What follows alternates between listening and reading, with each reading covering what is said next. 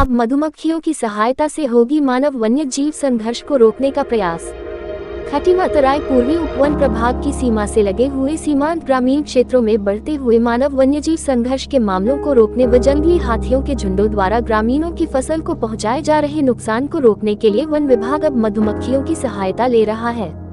तराई पूर्वी उपवन प्रभाग की प्रभागीय अधिकारी संचिता वर्मा ने जानकारी देते हुए बताया कि वन विभाग के द्वारा वन क्षेत्र से लगे सीमांत ग्रामीण आबादी क्षेत्रों को सुरक्षित रखने हेतु प्राकृतिक सुरक्षा ढाल के तौर पर भी हाई फेंसिंग का उपयोग किया जाना शुरू कर दिया गया है, जिसके अंतर्गत सीमांत क्षेत्रों में की गई तार बाढ़ के खंभों पर मधुमक्खी के छाते स्थापित किए जाते हैं। इस योजना के अंतर्गत विभाग के द्वारा अंजनिया एवं नौगावानाथ ग्रामीण क्षेत्र से लगी वन सीमा पर भी हाई फेंसिंग की गई है। प्राकृतिक तौर पर ज्यादातर वन्य प्राणियों के साथ हाथी जैसे बड़े वन्य पशु भी मधुमक्खियों द्वारा उत्पन्न की जाने वाली तीव्र ध्वनि एवं उनके घातक हमले से भयभीत होते हैं। ऐसे में वह सीमा क्षेत्र में स्थापित की गई फेंसिंग को पार करने हेतु हिलाने की स्थिति में मधुमक्खियों के तीव्र हमले का शिकार हो वापस जंगल में भाग जाते हैं।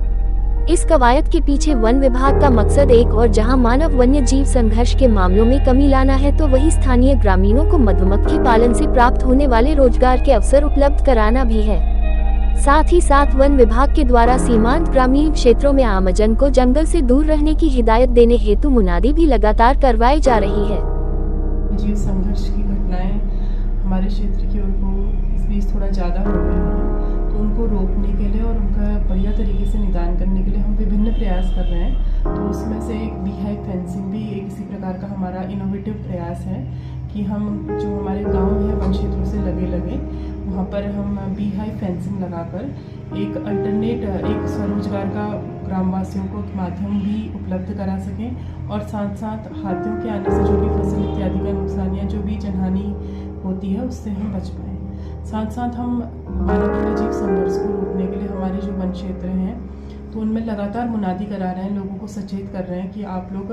अकारण या अकेले किसी भी तरीके से वन क्षेत्रों की ओर को ना जाएं, जिससे किसी भी प्रकार की जनहानि से जनधन की हानि से बचा जा सके। और हमारे प्रयास लगातार जारी रहेंगे कि इस प्रकार की घटनाओं की पुनरावृत्ति भविष्य में न हो।